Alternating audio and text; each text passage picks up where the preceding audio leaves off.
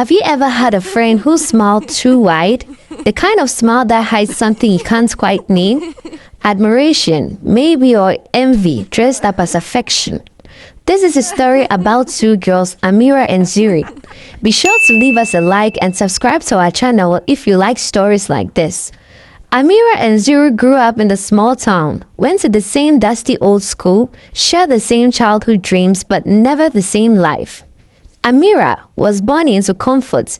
Her father was a doctor, her mother a lecturer. She was the kind of girl people noticed, not just because she tried, but because everything about her seemed to glow. Her grades, her kindness, even the way she walked into a room. Teachers adored her.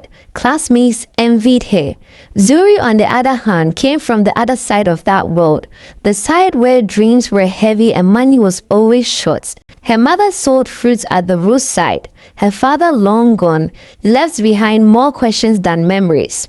She was bright though, determined, the kind of student who stayed behind after class rewriting her notes until the words bled. It was Amira's parents who noticed her potential.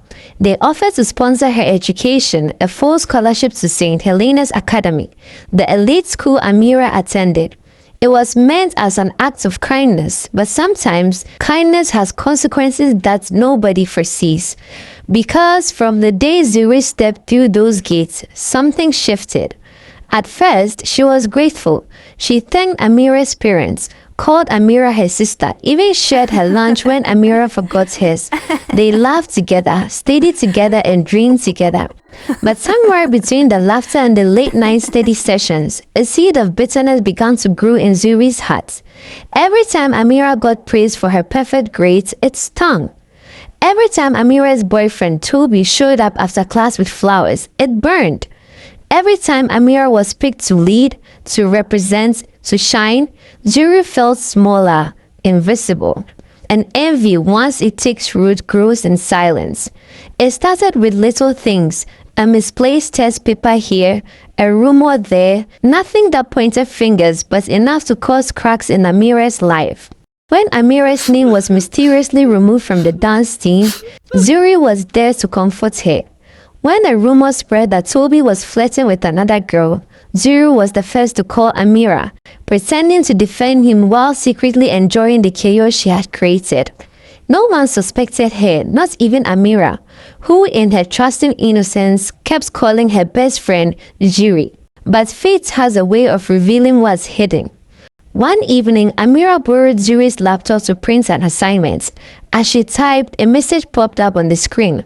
Got the pics, her project is ruined, she will never make it to the finals. Amira froze. At first, she told herself it must be a mistake. Maybe it was about someone else. But as she scrolled up, her chest tightened. The messages were clear. Zuri had been plotting against her for months, feeding lies, sabotaging her work, pretending to be her friend while slowly cutting the threads that held her up. She closed the laptop quietly, placed it back where she found it, and said nothing. That night, Amira didn't cry. She just stared at the ceiling, remembering every "I'm here for you" and realizing each one was a knife wrapped in a hug. But instead of confrontation, she chose observation. She smiled when Zuri smiled, laughed when Zuri laughed, and waited.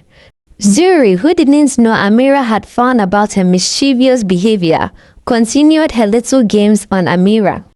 When Amira was nominated for a leadership award, Zuri spread whispers that her parents had bribed the committee. When Amira's science project got approved for funding, Zuri accidentally deleted the presentation file days before the showcase. Each time, she played innocent. Each time, Amira restarted, slower, quieter, but with her eyes wide open now. Then came the school charity fundraiser, an event organized to raise money for underprivileged students. Amira led it. Zuri, ironically, was her co-chair. It was the perfect chance, Zuri thought, to destroy her friend once and for all. The night before the event, she snuck into the school hall, heart pounding, eyes sharp. She replaced the sealed envelopes of donation with blank papers, careful not to leave a trace. Her plan was simple: expose the missing money, during the event and let the entire school believe Amira had stolen it. She even rehearsed her shocked expression in mirror. The next morning, the auditorium buzzed with excitement. Parents, teachers, even local journalists filled the seats. Amira stood on stage, radiant in a white dress, giving her opening speech. That's when Zuri struck. She interrupted, clutching the envelopes dramatically. "The donations! They are gone!" she cried.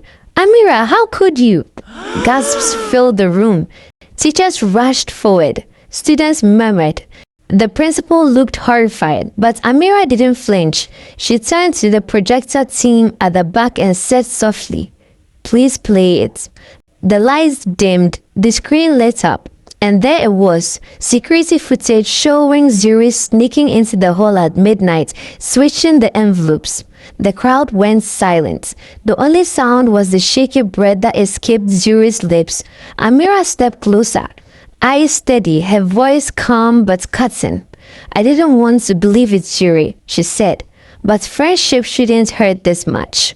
Zuri's tears came fast. She begged, pleaded, tried to twist the story, but it was too late. The truth was undeniable. Her scholarship was revoked. Her belongings were packed before the end of the day. As she walked out of St. Helena's gate for the last time, she looked back to see Amira watching her from the window. There was no hatred in Amira's eyes, only quiet sadness, because she hadn't won anything. She had just lost someone she once called family. Months passed, life moved on. At graduation, Amira stood on stage holding the leadership award. Her smile was gentle, but there was a heaviness in it, the kind that comes after heartbreak, not romance but betrayal. When it was time to give her speech, she didn't talk about achievements or award. She said this instead: "Be careful who claps for you. Some people only do it to count how many times you fall."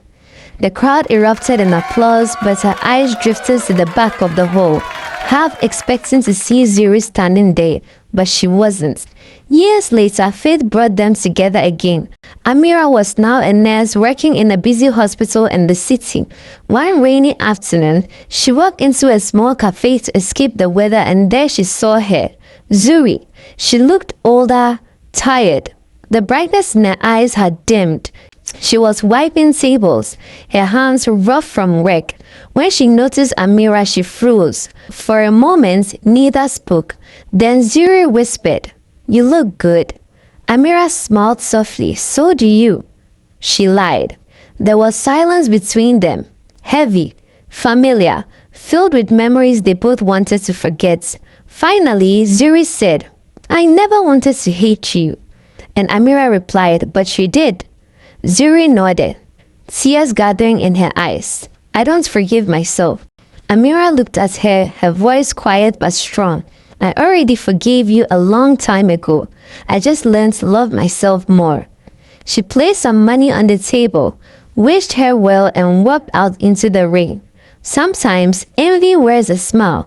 Sometimes love turns into a mirror that reflects everything we hate about ourselves. And sometimes the person you take a bullet for is the one quietly loading the gun.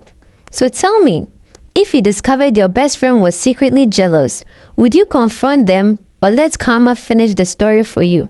Because in the end, jealousy doesn't destroy the person it targets. It destroys the one who carries it.